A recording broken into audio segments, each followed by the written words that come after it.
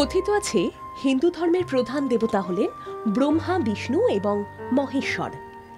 এই বিষ্ণুর অন্যতম অবতার শ্রীকৃষ্ণ। উত্তরপ্রদেশের মথুরার নাম নিশ্চয়ই সকলে জানেন। মথুরা শ্রীকৃষ্ণের জন্মভূমি। পুরাণ মতে মথুরায় দুষ্ট মামা কংসের কারাগারে প্রবল প্রাকৃতিক দুর্যোগের মধ্য দিয়ে মাতা দেবকীর কোল আলো করে জন্ম নেন বালগোপাল। যমুনা নদীর তীরে কৃষ্ণের জন্মভূমি ও জনসংখ্যা বিশিষ্ট শহর হল মথুরা। অবাক হচ্ছেন?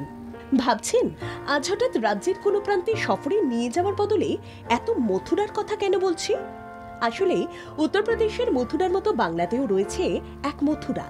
তবে বাংলার মথুরার সঙ্গে যোগ নেই কৃষ্ণের। এত চা বাগানের মথুরা। এই মথুরা চা বাগান অবস্থিত জলপাইগুড়ি জেলার আলিপুরদুয়ারে। দুপাশে সবুজ চা বাগানের কচি পাতা, আর সেই বাগানে বুক চিরে চলে গিয়েছে এক সরু রাস্তা। সেই রাস্তা ধরেই পর্যটকরা ঘুরে দেখেন মথুরা চা বাগান। চিলাপাতা জঙ্গল থেকে এই চা বাগানের দূরত্ব 4 থেকে 5 কিলোমিটারের মতো। চা বাগান সংলগ্ন জায়গায় প্রতি সোমবার এখানে বসে একটি সাপ্তাহিক হাট।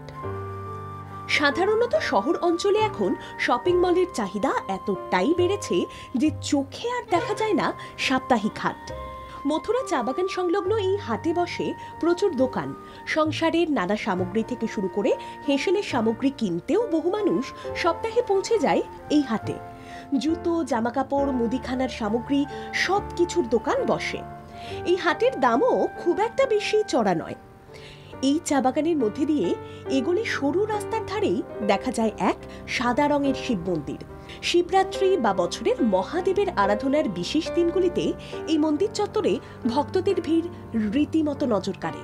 নানা কারুকার্য করা এই শিব মন্দির দেখতে অপূর্ব। মহাদেবের সামনে ভক্তি ভরে হাত জড়ো করে কিছু প্রার্থনা করলে মহাদেব তা অবশ্যই পূরণ করেন। মাঝখানে মন্দির আর দুপাশে চা বাগান। প্রকৃতির এই রূপের মাধুর্য দেখা যায় একমাত্র উত্তরবঙ্গে। তাই দেরি না করে সামনে বড়দিনের ছুটি বা তার আগে যেতে চাইলে পৌঁছে যেতে হবে মথুরা চা বাগান ও শিব মন্দিরে।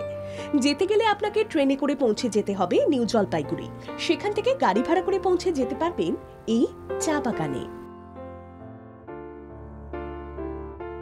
ব্যুরো রিপোর্ট, বাংলা জাগো।